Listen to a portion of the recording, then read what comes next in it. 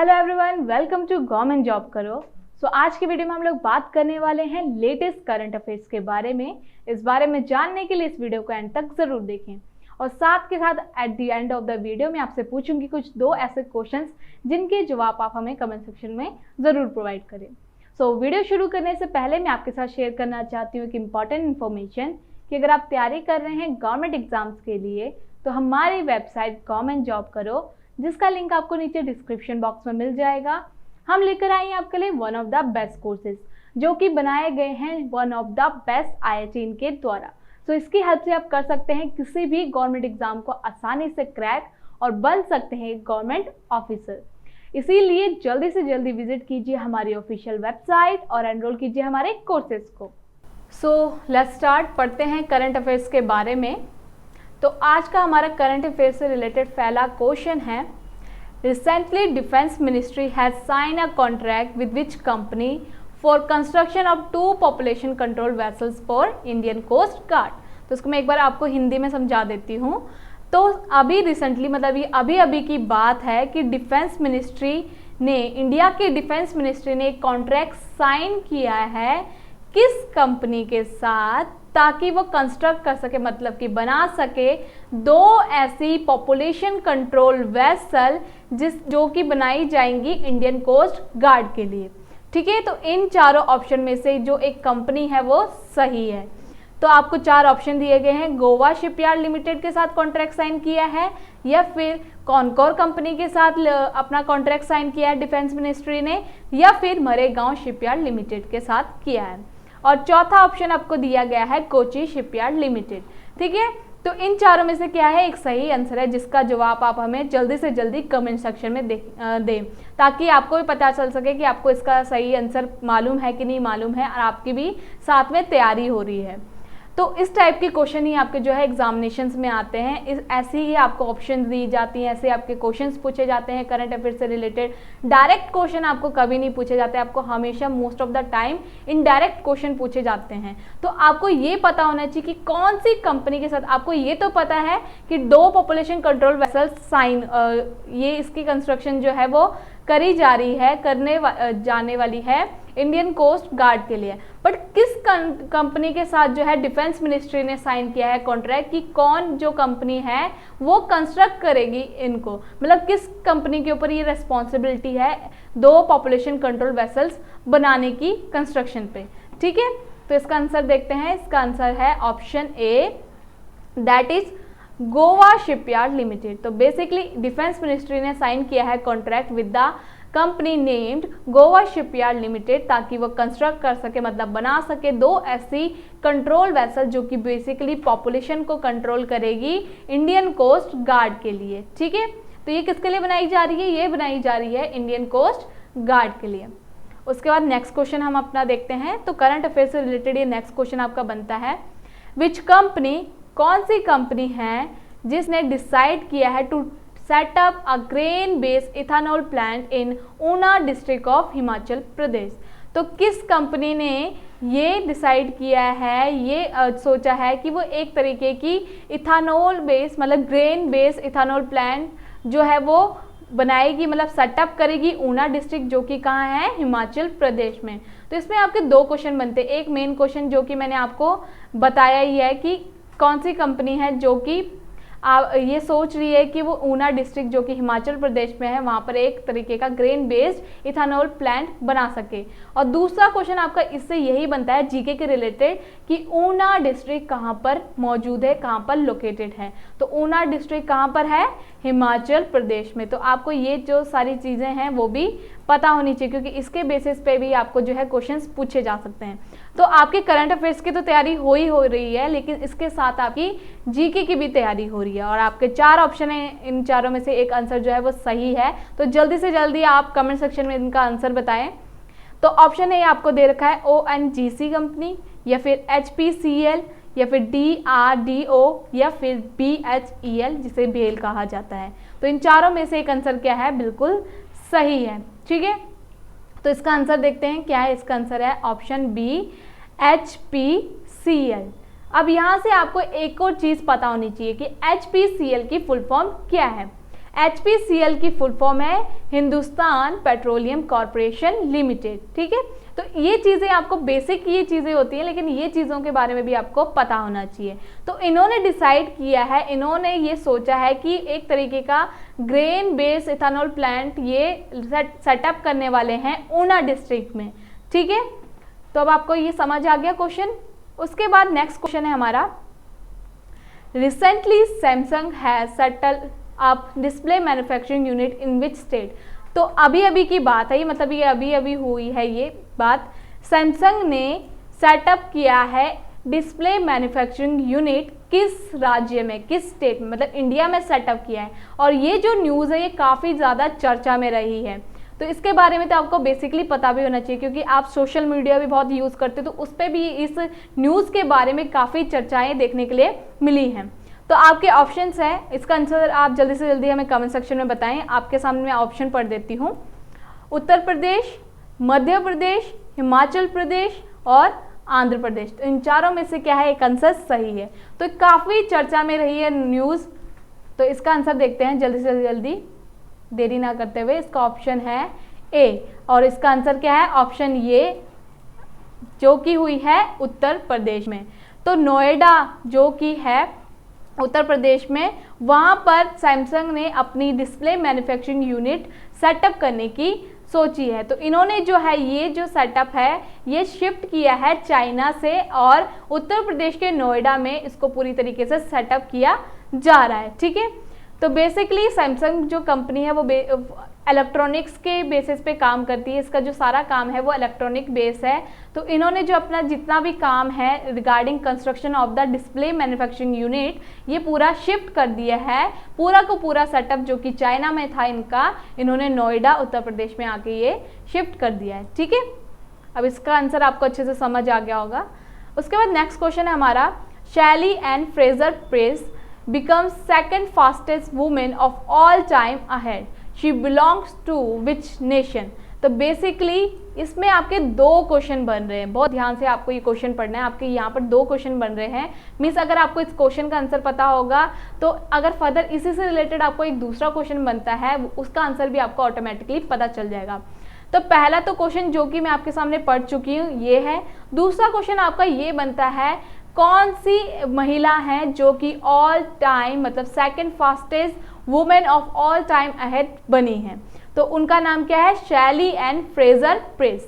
ठीक है, तो ये जो है ये चीज़ भी आपको पता होनी चाहिए कि उनका नाम क्या है, और ये भी पता होना चाहिए वो किस कंट्री से, किस नेशन से बिलोंग करती हैं। तो इसके ऑप्शन आपको दिए गए हैं कि कौन सी कंट्री से ये बिलोंग करती हैं, जर्मनी, जमाइका, सी साउथ अफ्रीका और डी चाइल्ड। ठीक है, तो इन चारों में से आंसर क्या है, एक सही है, जिसका आंसर आप हमें कमेंट सेक्शन में जल्द से जल्द बताएं। सो इसका आंसर देखते हैं, इसका आंसर है ऑप्शन बी। तो बेसिकली ये रहने वाली हैं जमाइका कंट्री की। ये सेकंड फास्टेस्ट वुमेन बनी है किसमें, रनिंग में। तो सेकंड फास्टेस्ट वुमेन बनी है ऑफ ऑल टाइम। इनसे पहले मतलब फर्स्ट वुमेन जो है उनका नाम क्या है, फ्लोरेंस ग्रिफिथ जॉइनर। ठीक है, तो आपको इसमें एक और क्वेश्चन पूछा जा सकता है, ये तो सेकंड है मतलब शैली एंड फ्रेजर प्राइस जो कि सेकंड बनी है, बट आपको ये भी पता होना चाहिए कि फर्स्ट कौन सी वुमेन है जो कि इनसे पहले बनी है। तो उनका नाम है फ्लोरेंस ग्रिफिथ जॉइनर। ठीक है, तो इनका बीच का जो डिफरेंस था वो था 10.63 सेकंड्स, मतलब इनके इतना टाइम था इन्होंने इस रेस को इस टाइम पे ख़त्म किया। ठीक है, आपका जो नेक्स्ट क्वेश्चन है वो ये है, recently Nikol Pashinyan has been sworn as new PM of which country. PM की फुल फॉर्म तो आपको पता ही है, प्राइम मिनिस्टर। तो निकोल पाशा कौन सी कंट्री के प्राइम मिनिस्टर चुने गए हैं, बने गए हैं, जिन्होंने इसकी शपथ ली है रिसेंटली ही। तो आपको ऑप्शन दिए गए हैं 4, जिनमें से एक आंसर क्या है, बिल्कुल सही है। तो कमेंट सेक्शन में जल्दी से जल्दी आप हमें इसका आंसर बताएं। तो इसके ऑप्शन से आपको दिए गए हैं अजरबैजान, ठीक है, अर्मेनिया, साउथ अफ्रीका और आयरलैंड। ठीक है, सो देरी ना करते हुए इसका आंसर देखते हैं। इसका आंसर है ऑप्शन बी। तो ये रहने वाले हैं, मतलब ये बने हैं अर्मेनिया कंट्री के प्राइम मिनिस्टर। तो बेसिकली, और इनकी जो सिविल कॉन्ट्रैक्ट पार्टी, इनकी पार्टी का नाम क्या है, सिविल कॉन्ट्रैक्ट पार्टी, इन्होंने पार्लियामेंट्री इलेक्शन में जीते हैं टोटल 53.92% वोट्स, ठीक है। उसके बाद ही निकोल पश्चिनियन बने हैं क्या, प्राइम मिनिस्टर आर्मेनिया के, ठीक है। तो अब देखिए आपने इसका आंसर सही दिया है कि गलत दिया है, इससे आपको भी रियलाइज हो रहा होगा, पता चल रहा होगा कि कितनी आपने तैयारी कर ली है, कितनी आपको तैयारी अभी करनी है, ठीक है। तो नेक्स्ट क्वेश्चन आप पढ़ते हैं। नेक्स्ट क्वेश्चन है आपका, who has been awarded central European university open society prize for 2021। तो इसमें पूछा गया है कि किसको अवॉर्डेड किया गया, मतलब सम्मानित किया गया है किस अवार्ड के साथ, central European open society prize for the year 2021। तो आपको यहाँ पर 4 ऑप्शन दिए गए हैं, जिसमें से एक आंसर क्या है, बिल्कुल सही है। तो देखिए आपको मैं ऑप्शन पढ़ देती हूँ, बट आप इसका आंसर जल्दी से जल्दी क्या दें, हमें कमेंट सेक्शन में प्रोवाइड करें। तो पहला ऑप्शन है आपका स्नेहलता दुबे, फिर दूसरा ऑप्शन है सूर्य यादव, तीसरा ऑप्शन है रुद्र प्रताप सिंह, और चौथा ऑप्शन है के शैलजा, ठीक है। तो इसका आंसर देखें, आई होप आपने इसका आंसर जल्दी से जल्दी कमेंट सेक्शन में दे दिया होगा, क्योंकि बहुत छोटा सा और बहुत आसान सा ये क्वेश्चन है, ठीक है। तो इसका आंसर देखते हैं। इसका आंसर है ऑप्शन डी, के शैलजा। तो के शैलजा को इस अवार्ड, जिसका नाम है central European university open society prize for 2021, इस अवार्ड के साथ सम्मानित किया गया है। बेसिकली के शैलजा जो कि farmer health minister of Kerala रह चुकी हैं, ठीक है। तो ये हेल्थ मिनिस्टर ऑफ केरल भी रह चुकी हैं। उसके बाद हम नेक्स्ट क्वेश्चन पढ़ते हैं हमारा। तो नेक्स्ट क्वेश्चन है हमारा, who has become the first women pilot in the Indian air force, जिसे IAF कहा जाता है, फ्रॉम राजौरी डिस्ट्रिक्ट JNK। तो बेसिकली इस क्वेश्चन को पढ़ के, इस क्वेश्चन को सुन के आपको एक चीज़ याद आ रही होगी कि इस क्वेश्चन के बारे में मैंने आपसे पूछा था हमारी लास्ट वीडियो में, मतलब लास्ट वीडियो में मैंने आपसे ये क्वेश्चन पूछा था, क्योंकि ये जो क्वेश्चन है काफ़ी ज़्यादा चर्चा में रहा है, इसीलिए मैं आपको ये चीज़ जो है एक्सप्लेन करना चाहती हूँ, और फर्दर मैंने आपको ये क्वेश्चन समझाने के लिए और इसमें ऐड करने के लिए जो है ऐड किया गया है आज की वीडियो में, ठीक है। तो कौन है वो पहली भारतीय महिला जो कि फाइटर पायलट बनी है, और ये इन इंडियन एयरफोर्स, जिसे IAF कहा जाता है, ठीक है। और ये बिलोंग करती है राजौरी डिस्ट्रिक्ट से JNK में, जो कि है JNK का मतलब जम्मू एंड कश्मीर में है राजौरी डिस्ट्रिक्ट। तो आपको सबसे पहले तो यहाँ पर IAF की फुल फॉर्म पता होनी चाहिए, जिसका फुल फॉर्म है इंडियन एयरफोर्स, ठीक है। कौन बनी है, उनमें से आपको ये जो 4 ऑप्शन है दिए गए हैं, बट आपको इसका आंसर पता ही होगा, आई नो, क्योंकि इसका आंसर आपको लास्ट वीडियो में बताया है। बट फिर भी मैं आपसे पूछ लेती हूँ, देखते हैं आपकी कितनी मेमोरी कितनी शार्प है, आपने कितनी प्रैक्टिस कर ली अपने करंट अफेयर्स के क्वेश्चंस की। तो इसका ऑप्शन फर्स्ट है Muawiya Sudan, then B option है शिवांगी शर्मा, सी ऑप्शन है मान्या शर्मा, और डी ऑप्शन है प्रीति सिंह। तो इसका आंसर देखते हैं, क्योंकि इसका आंसर मैंने आपको पहले भी बता रखा है, तो आपको ये पता होनी चाहिए और आपको अब रियलाइज होगा कि आपने कितनी प्रैक्टिस की है। तो इसका आंसर क्या है, ऑप्शन ए। तो जिन जिन लोगों ने इसका आंसर ऑप्शन ए दिया है, वो ये अनुमान लगा लीजिए, ये समझ लीजिए कि वो प्रैक्टिस कर रहे हैं अपने करंट अफेयर्स की, और वो वीडियोस को अच्छे से सुन रहे हैं और देख रहे हैं, ठीक है। तो माविया सुदान जो कि पहली भारतीय बन चुकी हैं एज अ फाइटर पायलट, जो कि सिलेक्ट हुई हैं इंडियन एयर फोर्स में। बेसिकली ये 24 साल की हैं और रहने वाली हैं राजौरी डिस्ट्रिक्ट, जो कि JNK में लोकेटेड है, ठीक है। उसके बाद नेक्स्ट क्वेश्चन पढ़ते हैं। तो नेक्स्ट क्वेश्चन है आपका, which state government roll out Saksham Covid helpline for specially abled. तो ये क्वेश्चन भी मैंने आपसे हमारी वीडियो में पूछा था, और इसका आंसर भी मैं आपको बता चुकी हूँ। तो ये 2 क्वेश्चन मेरा आपको समझाने का कारण ये है कि ताकि आपको भी पता चल सके कि आप कितना अवेयर हो करंट अफेयर से रिलेटेड, और आप कितनी हमारी वीडियोस को देख रहे हो, समझ रहे हो और अपनी प्रैक्टिस कर रहे हो। तो ये प्रैक्टिस रिलेटेड आपको क्वेश्चंस मैंने प्रोवाइड किए हैं। तो कौन से स्टेट गवर्नमेंट ने सक्षम कोविड हेल्पलाइन लेकर आई हैं, जो कि बेसिकली स्पेशली एबल्ड पर्सन्स के लिए है। तो आपके ऑप्शंस हैं केरल, कर्नाटक, तमिलनाडु या फिर तेलंगाना। तो इसका आंसर जल्दी से जल्दी कमेंट सेक्शन में बताएं, क्योंकि इसका आंसर मैं अब रिवील करने लगी हूँ, ताकि आपको अब पता चल जाए कि आपने कितनी प्रैक्टिस की है और कितनी अच्छे से आपने हमारी वीडियोस सुनी है। तो इसका आंसर है ऑप्शन बी, कि कर्नाटक के डिप्टी चीफ मिनिस्टर हैं जिन्होंने ये कोविड लेकर आए हैं, मतलब कोविड हेल्पलाइन लेकर आए हैं, जिसका नाम है सक्षम। बेसिकली जो डिप्यूटी चीफ मिनिस्टर हैं कर्नाटक स्टेट के, उनका नाम है डॉक्टर CN अश्वत्था नारायण। ठीक है, तो ये लेकर आए हैं कोविड हेल्पलाइन जिसका नाम है सक्षम, और ये बेसिकली हेल्प करने वाला है, एक तरीके की हेल्पलाइन होगी स्पेशली एबल्ड के लिए, जो कि रेसिडेंट्स मतलब जो कि रहने वाले हैं बेंगलुरु स्टेट के। ठीक है, बेसिकली बेंगलुरु में लेकर आया है। बेंगलुरु कहाँ पर है? कर्नाटक में है। तो बेसिकली ये जो चीज़ है, ये जो सक्षम ऐप है, कोविड हेल्पलाइन ऐप, ये लाया गया है कर्नाटक गवर्नमेंट के द्वारा, कर्नाटक स्टेट में। ठीक है, नेक्स्ट क्वेश्चन हम लोग पढ़ते हैं। नेक्स्ट क्वेश्चन है आपका, recently armament research and development establishment, जिसे ARDE कहा जाता है। तो आपको ये चीज़ पता होनी चाहिए कि ARDE की फुल फॉर्म क्या है।